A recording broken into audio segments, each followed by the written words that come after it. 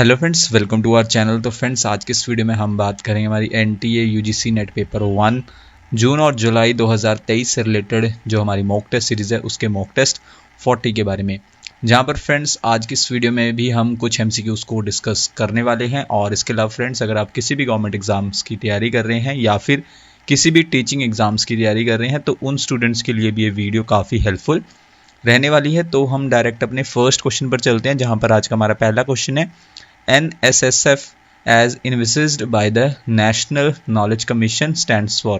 जहाँ पर फ्रेंड्स जो नेशनल नॉलेज कमीशन है उसने रेकमेंड किया था कि सेटअप किया जाना चाहिए किसका, NSSF का। तो आपको बताना है कि NSSF का फुल फॉर्म क्या है।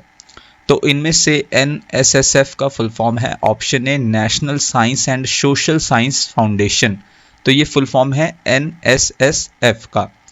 जहाँ पर फ्रेंड्स इस क्वेश्चन को हम थोड़ा डिस्कस कर लेते हैं। सबसे पहले तो NKC यानी कि नेशनल नॉलेज कमीशन क्या चाहता था कि फाउंडेशन चाहता था फेच करने के लिए प्राइज़, और कौन सा प्राइज़, नोबेल प्राइज़। यानी कि आप कह सकते हैं जो नेशनल नॉलेज कमीशन है वो नोबेल पुरस्कार लाने के लिए एक फाउंडेशन चाहता था। उसके बाद नेशनल नॉलेज कमीशन ने रेकमेंड किया कि सेटअप किया जाना चाहिए किसका, national science and social science foundation, in short NSSF का। किसके लिए, प्रोड्यूस करने के लिए रिसर्च वर्क को जो ला सके, क्या ला सके, नोबेल प्राइज़। किसके लिए, इंडियन साइंटिस्ट के लिए। इसके बाद इस कमीशन ने, किस कमीशन ने, नेशनल नॉलेज कमीशन ने अपनी रिपोर्ट टू द नेशन 2006 में आइडेंटिफाई किया है 4 की एरियाज़ को, यानी कि 4 प्रमुख जो हैं एरिया ऑफ कंसर्न्स हैं, वो प्रमुख चिंता का विषय है किसके लिए, इंडियन साइंस के लिए। तो वो कौन कौन से हैं, सबसे पहले तो है लैक ऑफ इंटरेक्शन यानी कि बातचीत की कमी है। उसके बाद lack of long term vision है यानी कि दीर्घकालिक दृष्टि की कमी है। लैक ऑफ डिफरेंशियल रिम्यूनरेशन है यानी कि अंतर मेहनताना की कमी है। और लैक ऑफ साइंटिफिक मेथड्स की कमी है। दैट्स वाई जो है जो इंडियन साइंटिस्ट हैं वो नोबेल प्राइज़ नहीं ला पा रहे हैं। यानी कि हमारा 4th की एरिया ऑफ कंसर्न कौन सा है, वैज्ञानिक तरीकों की कमी। और ये 4 की area of concern Indian science के लिए किसने आइडेंटिफाई किए हैं, NKC की रिपोर्ट टू द नेशन 2006 ने। इसके बाद फ्रेंड्स हमें थोड़ा नेशनल नॉलेज कमीशन के बारे में भी पता होना चाहिए। National knowledge commission in short NKC एक हाई लेवल एडवाइजरी बॉडी यानी कि सलाहकार निकाय है प्राइम मिनिस्टर ऑफ इंडिया के लिए। और इसका ऑब्जेक्टिव क्या है, उद्देश्य क्या है, ट्रांसफॉर्म करना है इंडिया को किसमें, नॉलेज सोसाइटी में। इसके बाद इसको कॉन्स्टिट्यूट किया गया था किसको, NKC को 13 जून 2005 को। और किसने किया था, जो उस टाइम के प्राइम मिनिस्टर ऑफ इंडिया थे मनमोहन सिंह जी, उन्होंने। देन इसके बाद ये डिसॉल्व हो गया यानी कि इसको डिसकंटिन्यू कर दिया गया किसे, NKC को, जुलाई 2014 में। इसके अलावा NKC की वेबसाइट को भी लॉन्च किया गया था फरवरी 2006 में। नेक्स्ट पॉइंट में नंबर ऑफ मेंबर्स अगर हम बात करें तो NKC में, नेशनल नॉलेज कमीशन में कितने थे, 8 थे। और जिसके चेयरमैन कौन थे, सैम पित्रोडा। देन इसके बाद फ्रेंड्स हम अपने अगले क्वेश्चन पर चलते हैं। हमारा अगला क्वेश्चन है which goal of the 2030 agenda for sustainable development adopted by India in 2015 seeks to ensure inclusive and equitable quality education and promote lifelong learning opportunities for all। यानी कि 2015 में भारत द्वारा अपनाए गए सतत विकास के लिए 2030 एजेंडा का कौन सा लक्ष्य, समावेशी और समान गुणवत्ता वाली शिक्षा सुनिश्चित करना और सभी के लिए आजीवन सीखने के अवसरों को बढ़ावा देना चाहता है। इनमें से वो गोल है option B, sustainable development goal 4th। जहाँ पर फ्रेंड्स जो सस्टेनेबल डेवलपमेंट गोल 4th है वो किससे जुड़ा है, ensure inclusive and equitable quality education and promote life long learning opportunities for all. यानी कि समावेशी और समान गुणवत्ता वाली शिक्षा सुनिश्चित करना और सभी के लिए आजीवन सीखने के अवसरों को बढ़ावा देना। तो ये है हमारा सस्टेनेबल डेवलपमेंट गोल 4th। तो टोटल नंबर ऑफ गोल्स हैं सस्टेनेबल डेवलपमेंट गोल्स 17 है। इनको जो है 2030 तक फुलफिल करना है और इनको अपनाया गया था भारत द्वारा 2015 में। और इसके अलावा फ्रेंड्स आपको सस्टेनेबल डेवलपमेंट गोल्स की जो प्रॉपर वीडियो है ऑलरेडी चैनल पर मिल जाएगी।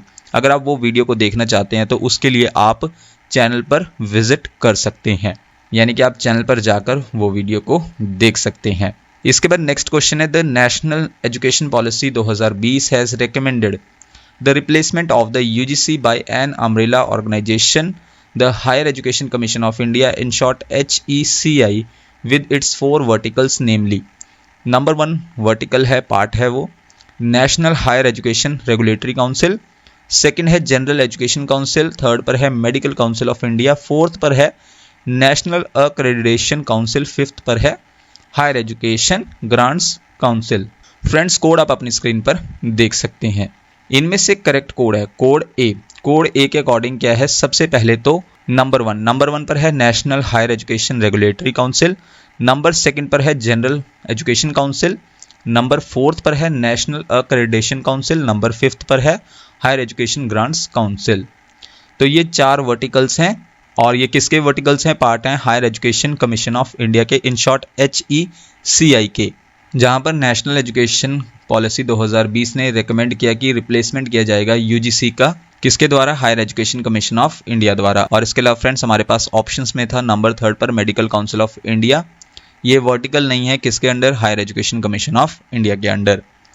इसके बाद हम अपने नेक्स्ट क्वेश्चन पर चलते हैं। Which educational institution was the first to start college classes for women, यानी कि महिलाओं के लिए कॉलेज की कक्षाएं शुरू करने वाला पहला शैक्षणिक संस्थान कौन सा था।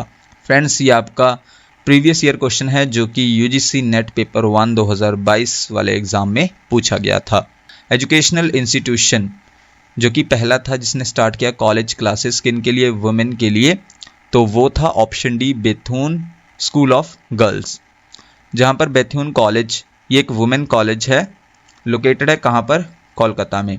It is the oldest women college in India, और ये ओल्डेस्ट वुमेन कॉलेज है भारत में। इसके बाद इसको इस्टेब्लिश किया गया था एज अ गर्ल्स स्कूल, कब, 1849 में, और देन इसको कॉलेज के रूप में इस्टेब्लिश किया गया 1879 में। नेक्स्ट पॉइंट है, इस कॉलेज की स्थापना की गई थी कैलकाटा फीमेल स्कूल के रूप में 1849 में, किसके द्वारा, जॉन एलियट ड्रिंक वाटर बेथुन द्वारा, और किसके फाइनेंशियल सपोर्ट के साथ, दक्षिण निरंजन मुखर्जी की फाइनेंशियल सपोर्ट के साथ। और नेक्स्ट पॉइंट है 1879 में इट वॉज डेवलप्ड, इसको विकसित किया गया था बेथुन कॉलेज के रूप में, जो कि फर्स्ट वुमेन कॉलेज था इंडिया में। इसके बाद फ्रेंड्स हमारा नेक्स्ट क्वेश्चन है, who among the following was associated as secretary with Hindu female school which later came to be known as Bethune female school, यानी कि निम्नलिखित में से कौन हिंदू महिला स्कूल के सचिव के रूप में जुड़ा था, जिसे बाद में बेथुन महिला स्कूल के रूप में जाना जाने लगा। इनमें से वो थे ऑप्शन सी ईश्वर चंद्र विद्यासागर, ये एसोसिएट थे, जुड़े थे सेक्रेटरी के रूप में, किसके साथ, हिंदू फीमेल स्कूल के साथ, और बाद में जो है इस स्कूल को हम जानते हैं किस नाम से, बेथुन फीमेल स्कूल के नाम से। नेक्स्ट क्वेश्चन है जहां पर फ्रेंड्स आपको मार्क करना है करेक्ट कोड। नंबर 1 स्टेटमेंट क्या कहती है कि volatile organic compounds in short VOC are common ground water contaminants, यानी कि VOC सामान्य भूजल संदूषक हैं। नंबर 2 स्टेटमेंट के अकॉर्डिंग क्या है, chlorination is the process of adding chlorine to drinking water to disinfection, यानी कि क्लोरीनीकरण कीटाणु शोधन में पीने के पानी में क्लोरीन जोड़ने की प्रक्रिया है। फ्रेंड्स कोड आप अपनी स्क्रीन पर देख सकते हैं। इनमें से फ्रेंड्स दोनों स्टेटमेंट्स करेक्ट हैं, यानी कि करेक्ट कोड हुआ कोड ए। कोड ए के अकॉर्डिंग क्या है, बोथ, यानी कि दोनों स्टेटमेंट्स करेक्ट है। जहां पर सबसे पहले तो नंबर 1 स्टेटमेंट क्या थी, वोलेटाइल ऑर्गेनिक कंपाउंड्स हैं वो कॉमन जो हैं, यानी कि सामान्य ग्राउंड वाटर कंटेमिनेंट्स है, ये इम्प्योर बनाते हैं, यानी कि प्रदूषित करते हैं ग्राउंड वाटर को, कौन, वोलेटाइल ऑर्गेनिक कंपाउंड्स। सेकंड क्या है, यानी कि सेकंड स्टेटमेंट के अकॉर्डिंग क्या था कि क्लोरीनेशन जो है वो प्रोसेस है ऐड करने का क्लोरीन ड्रिंकिंग वाटर में, किसके लिए, डिसइंफेक्शन के लिए, यानी कि डिस्ट्रॉय करने के लिए जो बैक्टीरिया हैं उन्हें। इस क्वेश्चन को भी फ्रेंड्स हम थोड़ा डिस्कस करेंगे। सबसे पहले तो वोलेटाइल ऑर्गेनिक कंपाउंड्स ये जो है ह्यूमन मेड केमिकल्स हैं जिनका यूज़ किया जाता है और ये प्रोड्यूस किए जाते हैं किसके मैन्युफैक्चर में, पेंट्स के, फार्मास्यूटिकल्स और रेफ्रिजरेंट्स में इनका यूज़ किया जाता है। नेक्स्ट पॉइंट है volatile organic compounds are emitted as gases, यानी कि ये जो हैं गैसेस के फॉर्म में एमिट होते हैं, उत्सर्जित होते हैं, किससे, कुछ सॉलिड से और कुछ लिक्विड से। इसके बाद वोलेटाइल ऑर्गेनिक कंपाउंड्स ये गैसेस जो हैं एमिट होती हैं एयर में, कहाँ से, प्रोडक्ट से और प्रोसेसेस से। अगला पॉइंट है वोलेटाइल ऑर्गेनिक कंपाउंड्स में इंक्लूड है वैरायटी ऑफ केमिकल्स, जिनमें से ये जो वैरायटी ऑफ केमिकल्स है कुछ का इफेक्ट रहता है शॉर्ट टर्म के लिए और कुछ का लॉन्ग टर्म के लिए बुरा असर रहता है किस पर, हेल्थ पर। इसके बाद वोलेटाइल ऑर्गेनिक कंपाउंड्स, ये जो है लार्ज ग्रुप ऑफ केमिकल्स है जो पाया जाता है मैनी प्रोडक्ट्स में, कई प्रोडक्ट्स में, जिनका हम यूज़ करते हैं बिल्ड करने के लिए और मेंटेन करने के लिए अपने घरों को। और फ्रेंड्स इसके बाद आज का हमारा लास्ट क्वेश्चन है, which of the following statement या फिर स्टेटमेंट्स इज और आर करेक्ट रिगार्डिंग CERT इन या फिर ICERT। फ्रेंड्स ये भी आपका जो है UGC नेट पेपर 1 का प्रीवियस ईयर का क्वेश्चन है। नंबर 1 स्टेटमेंट क्या है CERT इन या फिर ICERT के बारे में कि it handles cyber security events. Second statement के according CERT in was formed in 2004। और थर्ड स्टेटमेंट क्या कहती है कि India's computer emergency response team, in short CERT in, ये प्ले करता है क्रूशल रोल किसके under, ministry of electronics and information technology के अंडर। फ्रेंड्स कोड आप अपनी स्क्रीन पर देख सकते हैं। इनमें से फ्रेंड्स जो करेक्ट स्टेटमेंट है या फिर स्टेटमेंट्स हैं वो है कोड ए। कोड ए के अकॉर्डिंग क्या है कि नंबर 1, सेकंड, थर्ड यानी कि तीनों स्टेटमेंट्स करेक्ट है किसके बारे में, CERT इन या फिर ICERT के बारे में। तो नंबर 1 स्टेटमेंट क्या कहती है कि ये जो है हैंडल करता है साइबर सिक्योरिटी इवेंट्स को, तो ये स्टेटमेंट करेक्ट है। सेकंड स्टेटमेंट के अकॉर्डिंग CERT इन, इसको शुरू किया गया था 2004 में। और थर्ड पॉइंट के अकॉर्डिंग क्या है, India's computer emergency response team, ये प्ले करती है crucial role, important role play करती है किसके under, ministry of electronics and information technology के अंडर। तो ये स्टेटमेंट भी करेक्ट है। जहाँ पर friends Indian computer emergency response team, ये फुल फॉर्म है इसका किसका, CERT इन और ICERT का। ये एक ऑफिस है किसके विद इन, यानी कि किसके भीतर जो है ये एक ऑफिस है, ministry of electronics and information technology of the government of India. Next point है, और ये एक नोडल एजेंसी है, प्रमुख एजेंसी है जो डील करती है किससे, साइबर सिक्योरिटी थ्रेट से, जैसे कि हैकिंग और फिशिंग से। फ्रेंड्स यहाँ पर आपको फिशिंग के बारे में पता होना चाहिए, जिसके बारे में ऑलरेडी हम अपनी कई प्रीवियस वीडियोस में बात कर चुके हैं। फिशिंग क्या है, एक तरह का अटैक होता है जहाँ पर अटेम्प्ट किया जाता है स्टील करने का आपकी मनी का, यानी कि आपके पैसों को चुराने का कोशिश की जाती है, आपकी आइडेंटिटी को और किस तरह से आपसे रिवील करवाकर आपकी पर्सनल इन्फॉर्मेशन को, जैसे कि आपके क्रेडिट कार्ड नंबर्स क्या हैं, बैंक इन्फॉर्मेशन या फिर पासवर्ड्स क्या हैं। और मान लीजिए किस तरह से ये कोशिश की जाती है, जैसे कि वेबसाइट्स होती हैं ये प्रिटेंड करती हैं कि वो लेजिटिमेट हैं, यानी कि वो वैध हैं, वैलिड हैं।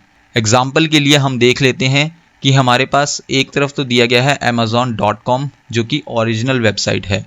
तो फिशिंग में क्या होता है कि Amazon.com सेम जो है इसी तरह की वेबसाइट को क्रिएट किया जाता है, जहां पर जो है सिर्फ आप अपनी स्क्रीन पर देख सकते हैं जो ओरिजिनल वेबसाइट है या फिर जो फेक वेबसाइट है उसमें जो है सिर्फ एक अल्फ़ाबेट का डिफरेंस है, जहां पर जो ओरिजिनल वाली वेबसाइट है उसके स्पेलिंग क्या है कि AMAZON.com और जबकि जो फेक वेबसाइट है उसके स्पेलिंग क्या है AMAZAN.com। तो यहाँ पर जो है सिर्फ एक ही लेटर की मिस्टेक है, O और A। फेक वेबसाइट में O के प्लेस पर गिवन है A। तो कई बार क्या होता है इस तरह की जो सेम दिखती है ओरिजिनल की तरह वेबसाइट, उस तरह की वेबसाइट्स को क्रिएट किया जाता है और इसके थ्रू जो है लोगों को टारगेट किया जाता है। तो ये था फिशिंग। इसके बाद फ्रेंड्स हमें हेडक्वार्टर्स पता होना चाहिए किसका, Indian computer emergency response team, in short CERT IN और ICERT का। तो इसका हेडक्वार्टर्स कहाँ पर है, न्यू दिल्ली में है और इसका मोटो क्या है, हैंडलिंग साइबर सिक्योरिटी इंसिडेंट्स, यानी कि जो साइबर सिक्योरिटी इंसिडेंट्स हैं उनको हैंडल करना है। देन इसके बाद फ्रेंड्स आज की इस वीडियो से रिलेटेड हमारा लास्ट पॉइंट है CERT इन। इसको शुरू किया गया था 2004 में किसके द्वारा, गवर्नमेंट ऑफ इंडिया द्वारा, किसके अंडर, इंफॉर्मेशन टेक्नोलॉजी एक्ट 2000, इसके जो है सेक्शन 70B के अंडर, और किस मिनिस्ट्री के अंडर जो है इसकी शुरुआत की गई थी, ministry of communications and information technology के अंडर जो है इसकी शुरुआत की गई थी। तो फ्रेंड्स ये थी हमारी आज की वीडियो जिसमें जो है हमने कुछ MCQs को डिस्कस किया। नेक्स्ट वीडियो फ्रेंड्स आपको जल्दी चैनल पर मिल जाएगी। So thank you friends for watching this video.